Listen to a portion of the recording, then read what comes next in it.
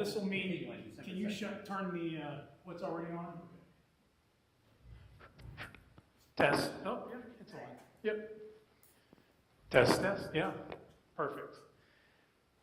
All right, everybody. Welcome here to Christ Lutheran Church. We are glad to have 6 people join us tonight.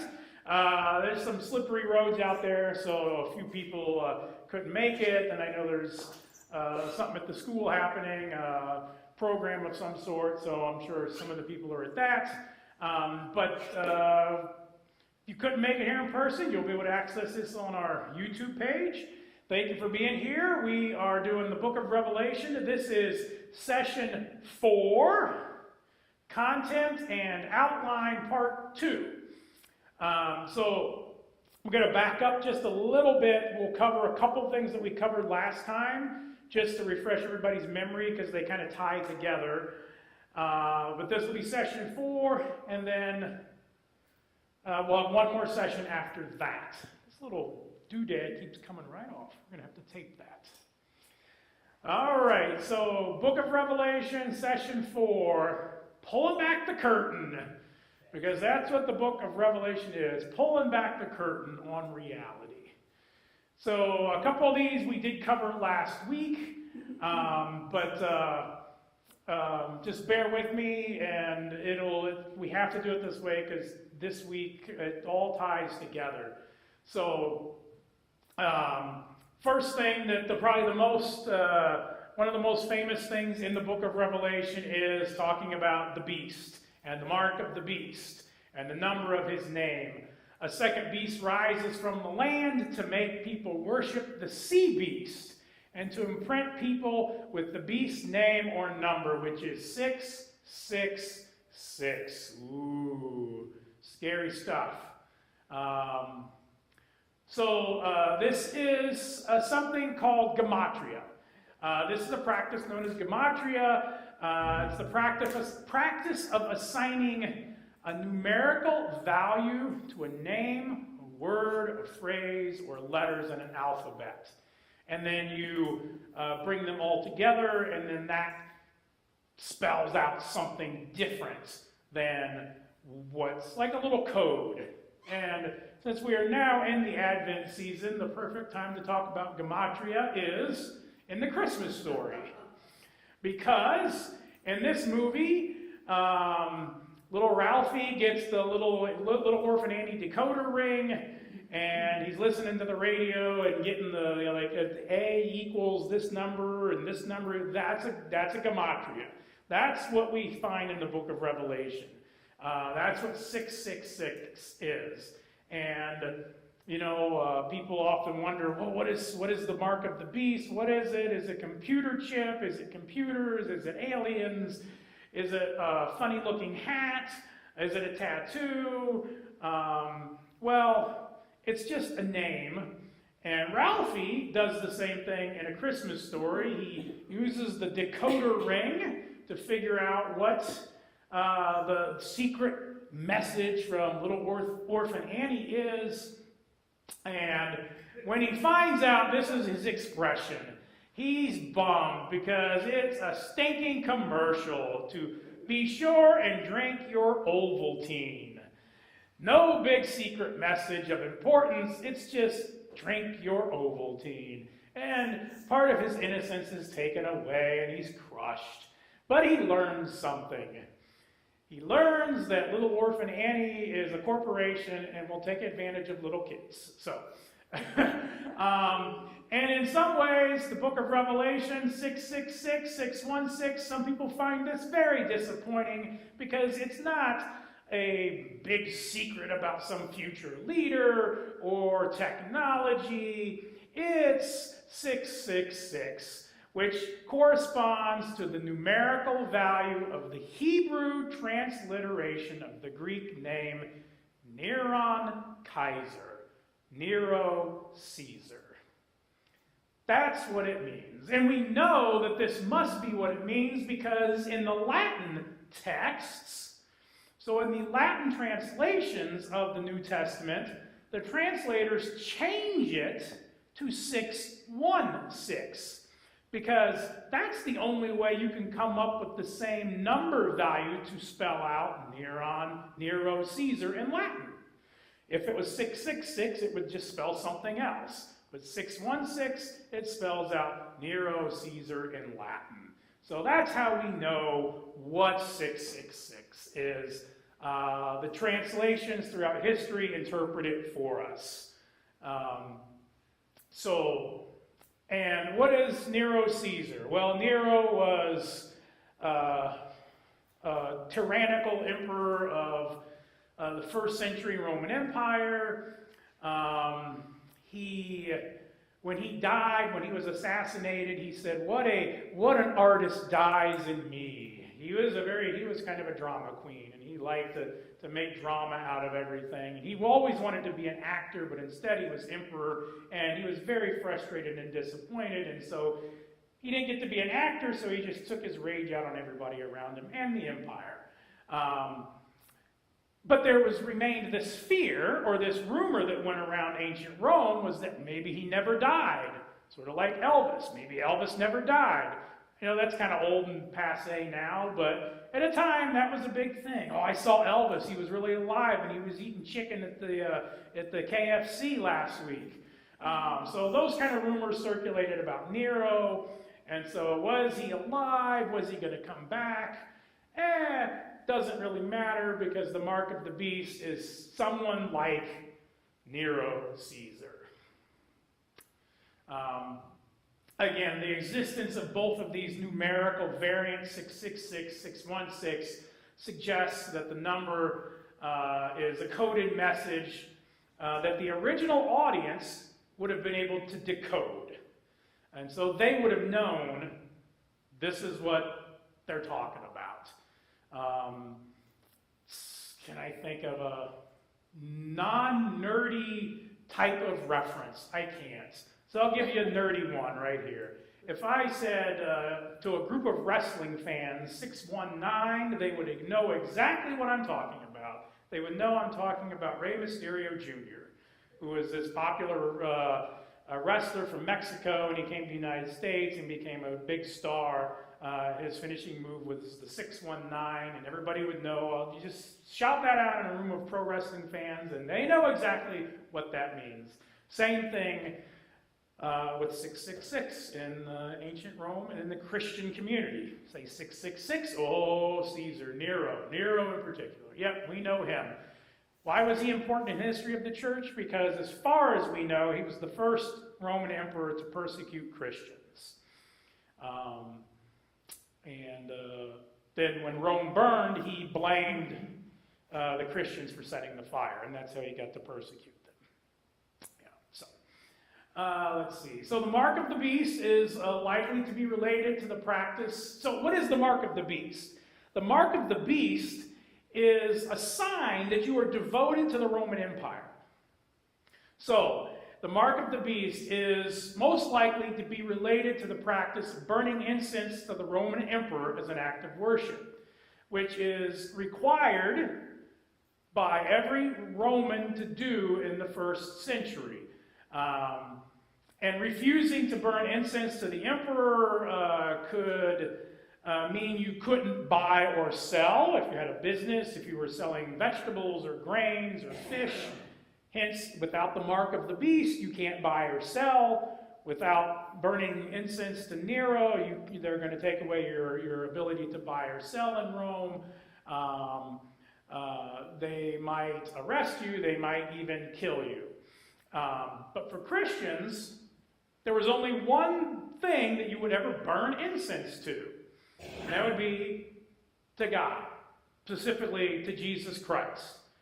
You can only burn incense to Jesus Christ, the Son of the Father, only begotten, the triune God, which first century, they didn't have that all articulated out yet, but the one God of Israel. So Protestants in the last 200 years kind of misread this and think burning incense is wrong. Well, if that's wrong, then God is commanding the Israelites and Christians to burn incense all over the Bible and telling them a fake thing. Like, it's not. It's the burning incense to something other than God, to worship something other than God. And that comes back to the big theme of Revelation, which is idolatry, not idolatry. Where are you going to fall in your walk with Christ? So Christians would say, well, we can't burn incense to Caesar because that's worship, and we can't worship a man. Jesus is Lord, not Caesar. And to say that was high treason, and it would, get you fed to the lions or crucified upside down, or all these terrible ways that Christians in the late first centuries, second century were persecuted. So that's the mark of the beast. It's fealty to Rome, specifically fealty to Caesar.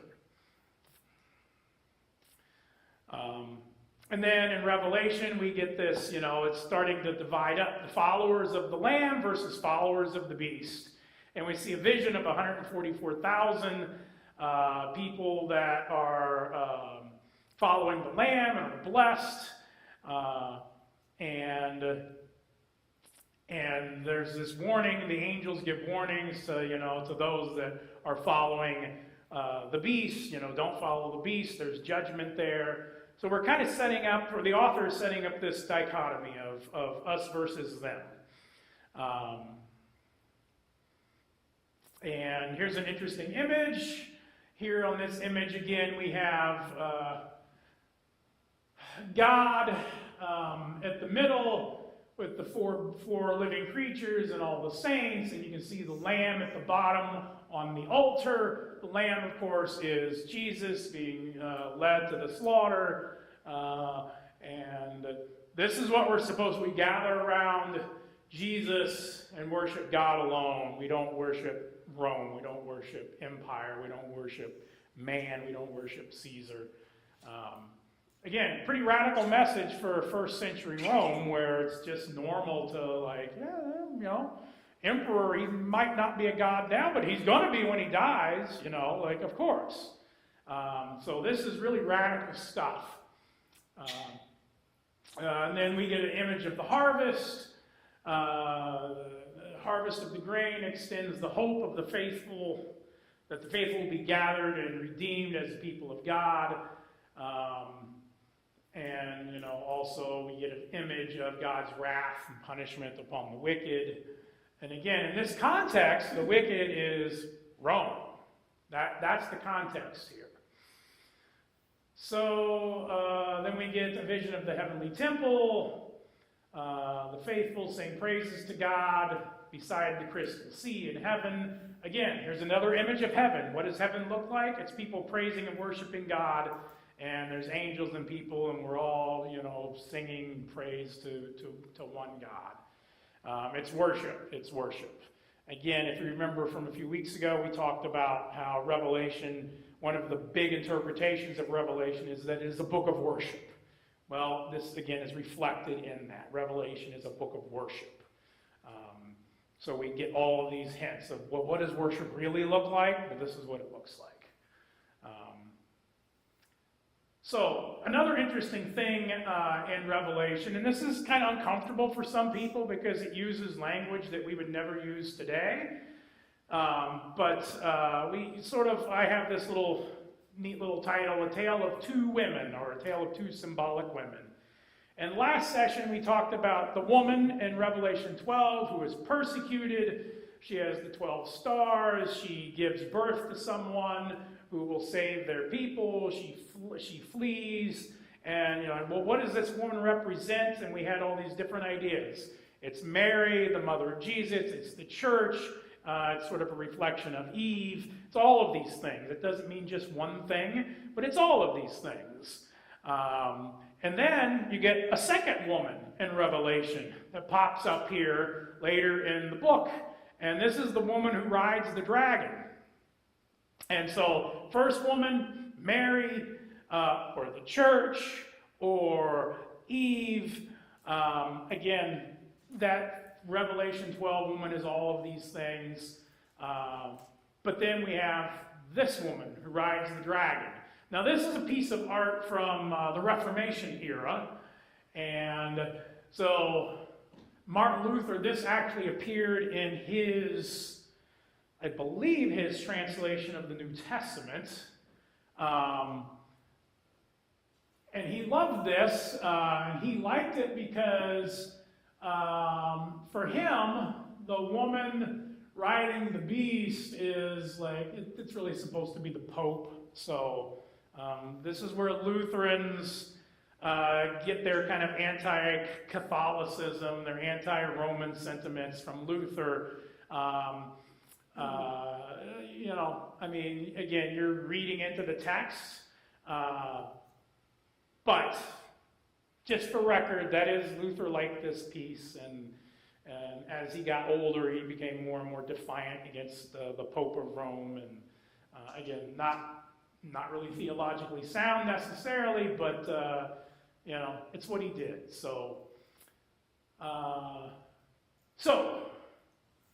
the point is that we have the woman riding the seven-headed dragon.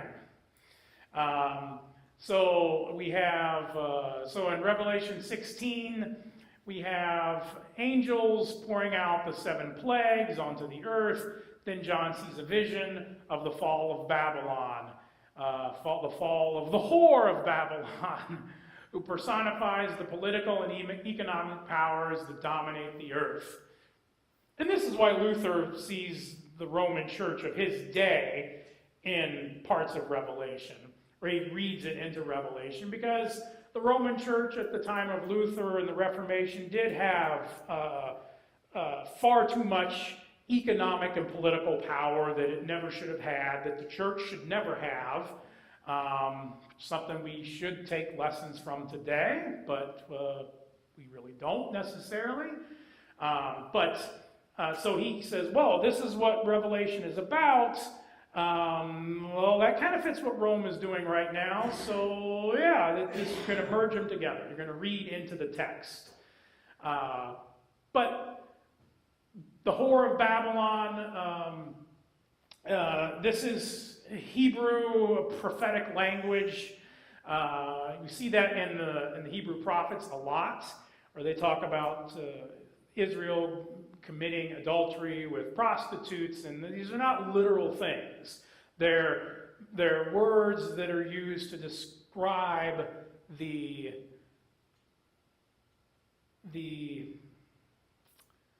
extreme nature of idolatry.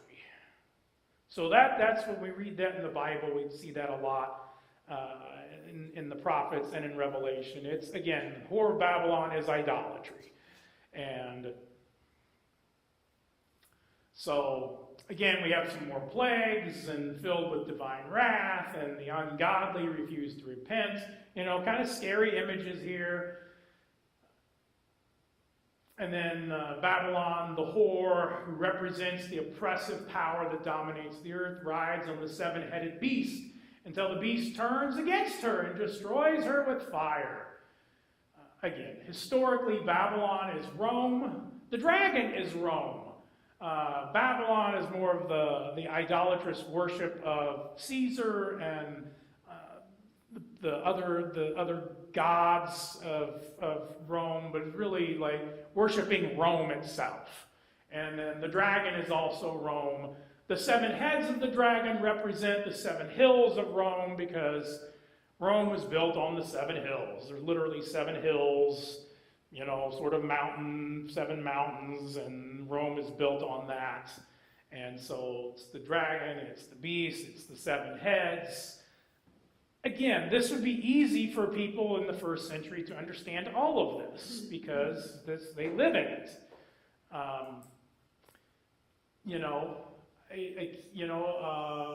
Just today we talk. Not that I'm not comparing the Twin Cities to Rome in the first century, but we say the Twin Cities. We know what that means.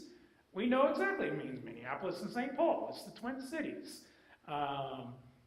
3,000 years from now, people aren't going to have any idea what that means, more than likely. And they're going to be like, what, twin, the city? Did one city have a baby? Was it split in 2? They're going to not understand what we're talking about, in the same way that we don't necessarily understand upon first reading what Revelation is talking about. But for them, it's pretty easy. And the dragon and the 7 heads of Rome, this is known, that particularly was never disputed in the early church. All the early Christian writers understood that it was talking about Rome. It never was like a mystery.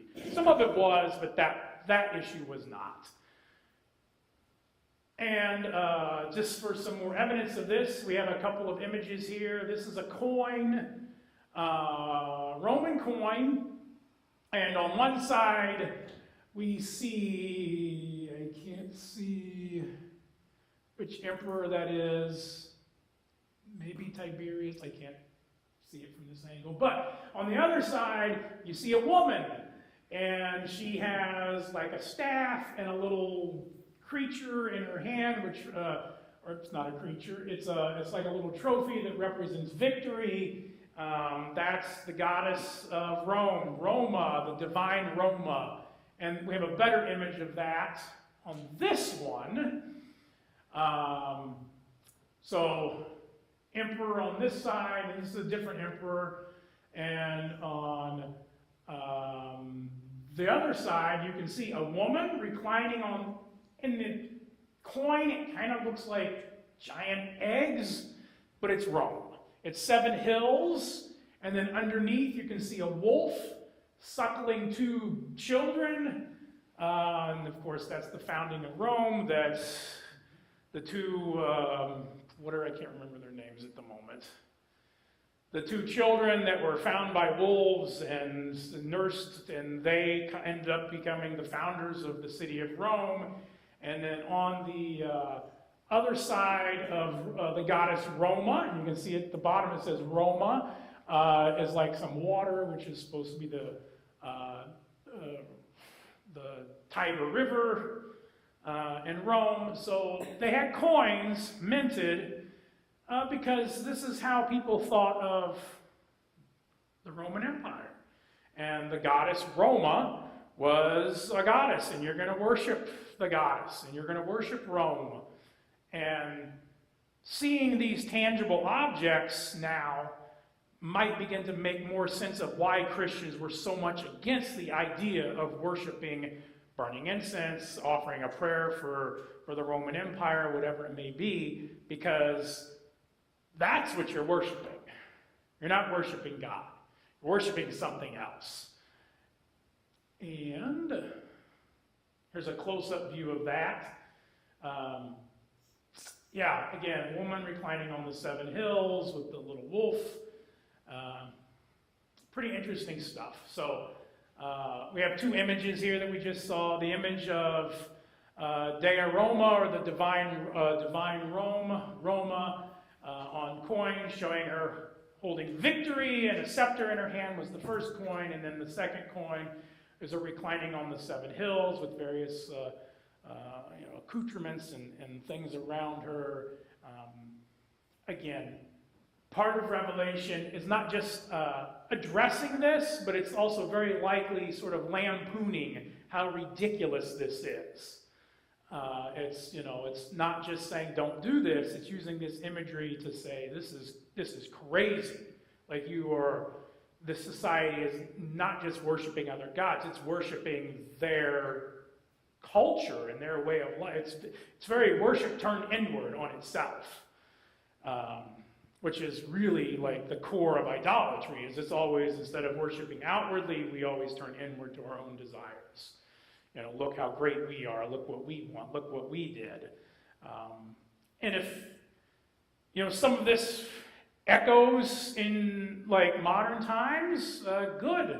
Think about that. What does it mean for us to say that whatever country we're in, we're the best country. We do all of this right. We do all of this great. We're number one. We're this. We're that.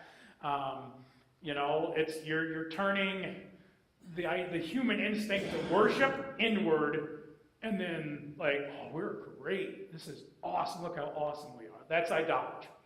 That's what it is. And early Christians took this stuff really seriously.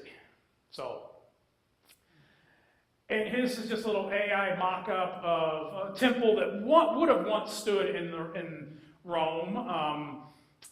And in it, you can see the worshipers and the goddess Roma with the little statue of victory and the staff, and people go in there and burn, incense and prayers and worship. And again, imagine if, in Marshall, there was a giant temple that was a giant temple that was erected to the Minnesota Vikings, and you go in there to offer prayers to the Vikings and to burn incense. Well, that's true. Nobody would probably do that right now, right? Yeah, right. But it's outrageous. But that's how Christians understood this. And so you can see what this kind of temple would have looked like, and it really does echoes what we read in Revelation, right? There's a woman, there's the whore of Babylon, there's all of these things, and so you can see it's painting this picture, and this is what ancient Romans would have seen. So again, there's also some biblical evidence for this, that Babylon equals Rome. And in 1 Peter 5:12, the text says, "Through Silvanus, who I consider a faithful brother, I have written this short letter to encourage you and to testify that this is the true grace of God. Stand fast in your sister." Now, in the original Greek, it just says your sister in Babylon, chosen together with you. Now, in translations, we say your sister church, she who is in Babylon. So, your sister, or she, actually in the Greek, I take that back. In the Greek, it says, stand fast in it, for she who is in Babylon is chosen together with you. And they send you greetings. So who is the they? Well, it's the congregation in Rome. It's the people of God. It's the church in Rome that is sending greetings through Silvanus. And so we have biblical precedent and biblical evidence that even at this stage, late first century, Christians and even the Bible, the biblical author, is showing that Babylon is considered Rome. In captivity, in the same way that the Jews were held in captivity in ancient Babylon, so too Christians are in captivity in ancient Rome. So, let's see. Then there's the judgments on Babylon. The angels speak judgments against the fall of Babylon. Because of the city's arrogance, materialism, and violence, Babylon's allies grieve her downfall because it has diminished their own status and income. It's so then what do they do in heaven? Well, they celebrate the fall of Rome. Which, I don't know if that's exactly what really happens, but that's songs of hallelujah sound in heaven at the fall of Babylon the whore, Babylon the idolater, even as the faithful hear that the bride of the Lamb is ready for the great marriage celebration. So, this is the author of Revelation giving a promise and hope to the Christians in first century Rome, saying, Rome's judgment is coming. She is going to fall, and we're going to celebrate with Jesus. The beast is defeated by the word of Christ. Satan is bound for 1,000 years, then destroyed. And after a final judgment, John sees a new creation and a new Jerusalem, where the redeemed worship in the presence of God. Again, presence of God is on earth, not just in heaven, which is why we pray in the Our Father, may your will be done on earth as it is in heaven. Not may someday your will be done in heaven. Well, everything's fine in heaven. We need that prayer here. So Revelation is promising that someday that will be true, that God's presence will be here. Then we kind of get a repeat again. The Revelation often repeats things with different imagery again. Christ appears on a white horse to defeat the beast, even though the beast was just defeated like 6 verses earlier, but he's going to be defeated again. It's just reiterating that Christ is being defeated, or Christ is defeating the beast.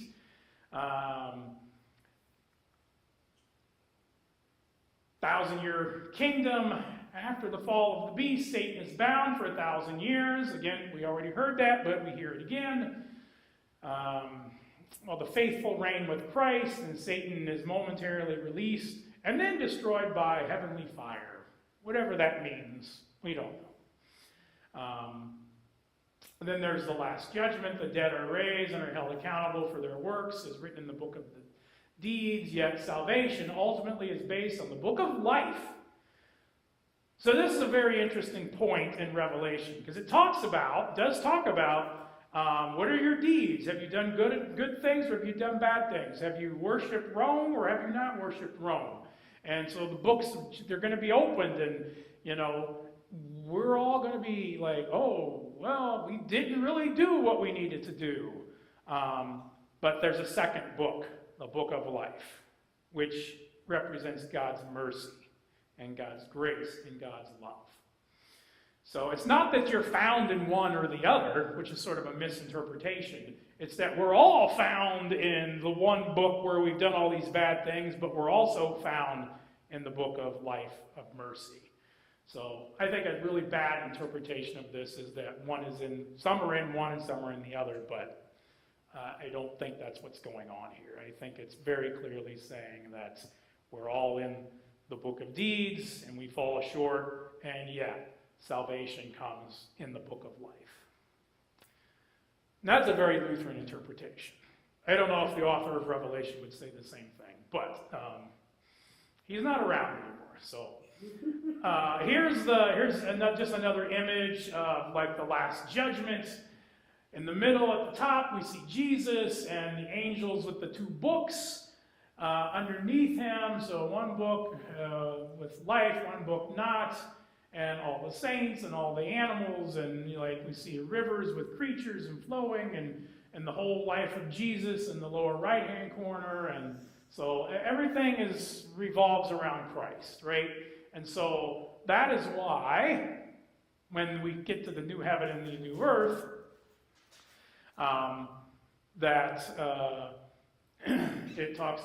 Christ talks about I am the beginning and I am the end. It all begins with Jesus, it all ends with Jesus. New heaven, new earth. Here's another, just a little AI art, New Jerusalem. This is kind of how, I think Americans view, the heavenly Jerusalem. This is not really biblical, but it just gives you an example of, what artists imagine, that to be.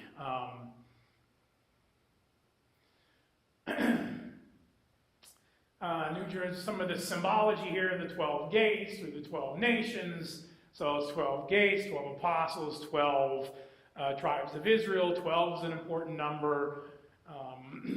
Living waters will flow through the streets as the saints gather before God's throne in worship. There's that word again, in worship. Amazing. The book of worship is talking about worship. And then there's this little warning against the ungodly, but also with repeated promises of the blessings to be found in a relationship with God and the Lamb. So it's not all doom and gloom. It's warning, warning, warning, but Christ died for you. Christ loves you. Ultimately, the book of Revelation is not about what, but it is about who. Who is it about? It is about Jesus. It ends with Jesus, begins with Jesus. I am the Alpha and the Omega, the beginning and the end. There. Beginning and end. Questions and answers and any kind of discussion you'd like to have. Some more number stuff. That 144,000 that were the blessed. Yes. Any symbolism to that number? It's just a big number. Yep. Like an exaggeration number? It's a number of, so numbers in the ancient world were weird because like you have, it's one of those deals like how many times you forgive your brother 70 times 7. Mm-hmm. It doesn't literally mean, Right, right. right, it doesn't literally mean once you get to that 70 times 7, then, oh, I've won over, can't forgive you now. It's this uncountable number. So a good point though is that it gives that number in Revelation 144,000, and then like 3 or 4 verses later, it also then says, and the number of them was beyond the ability to count. So it automatically, so 144,000 really means just an infinite. It's just so many you can't count. Yeah. Good question though. There is a group that focuses on that 144. Yes. Jehovah's Witness. Yeah. Yeah, they take the number literally, that there will literally only be 144,000 people in the New Jerusalem. You know, and their doctrine changes over time, so though they would not agree with that, but I mean it does. So I don't know exactly how they parse that out to mean something else, but yeah, they take it as literally as one can. But again, the author of Revelation doesn't, because he says it's 144,000, and 3 verses later he says it's a multitude beyond counting. So. Where was that reference to the 144? That was in chapter 13. Yeah. Yeah.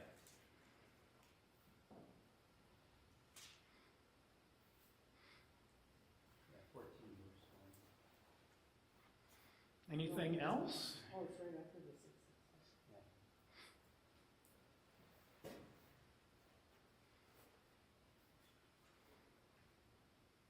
Okay. Well, that wraps up the session for today. We will have one more session. The session in 2 weeks, we will talk about, I have not titled the session yet, or maybe I did. Let's take a look here. Maybe I did. So again, all about Jesus. Here we go. Ah, yes. Modern interpretations or misinterpretations of Revelation. Things it doesn't say, but people imagine that it does. So that's what we're going to talk about next week. I really wanted to word it something a little less diplomatic than that, but I decided not to.